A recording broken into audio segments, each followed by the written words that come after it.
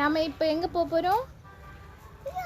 ஆ மாடு மாடு போயிட்டுருக்கு.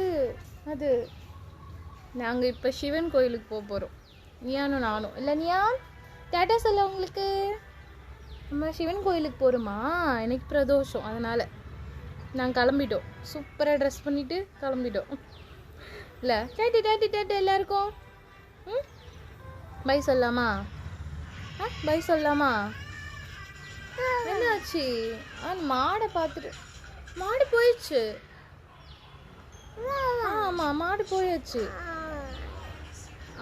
அது போய் உடஞ்சிருச்சு, போயிடுச்சு அது. செல்லக்குட்டி. சரி ஓகே, டாட்டா சொல்லிடு, நம்ம கிளம்பலாம்.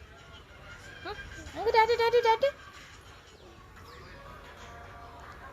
Okay okay.